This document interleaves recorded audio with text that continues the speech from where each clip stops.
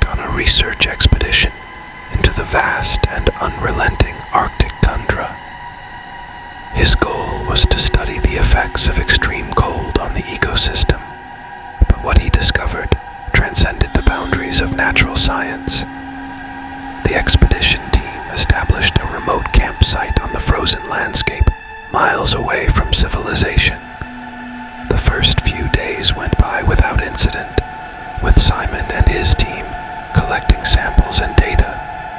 However, as the temperature plummeted even further, a series of equipment failures plagued their mission. Communications were sporadically cut off, and their state-of-the-art heating system began to falter. One evening, as the Arctic sun dipped below the horizon, Simon noticed an unusual symptom appearing among his crew members. Severe frostbite in conditions that should not have caused it so rapidly. Their medical officer was baffled, unable to explain the speed and severity of the frostbite that seemed to target one member after another. With each passing day, the affected areas on the crew members didn't just blister, but started to show bizarre discoloration and hardening, almost as if they were petrifying. Simon, increasingly alarmed, decided to trace back their steps, suspecting that something in the environment might be influencing their condition. Venturing out into the relentless storm with two other members, they revisited their previous survey sites. As they approached a particularly isolated point, marked by stark, oddly formed ice sculptures, naturally carved by the wind, Simon's instruments began to behave erratically. The temperature readings fluctuated wildly, and his compass spun in a frenzied dance. That's when they found it, a cavern hidden behind a veil of ice, its entrance perfectly circular, as if carved by human hands.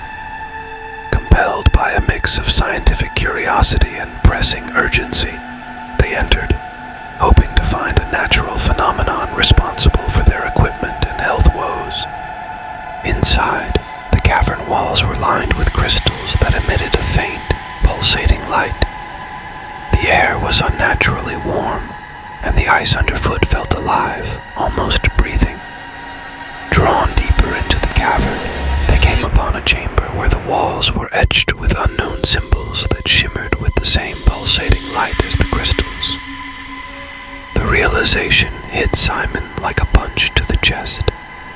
The symbols matched ancient Nordic runes, supposedly used in rituals to ward off evil spirits known to inflict the frostbite, a mythical condition said to turn the living into statues of ice.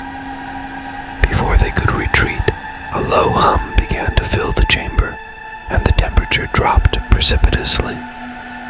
The frostbite symptoms worsened rapidly, and one of the team members, now almost entirely encased in an icy shell, whispered about seeing shadows flitting just beyond the light's reach.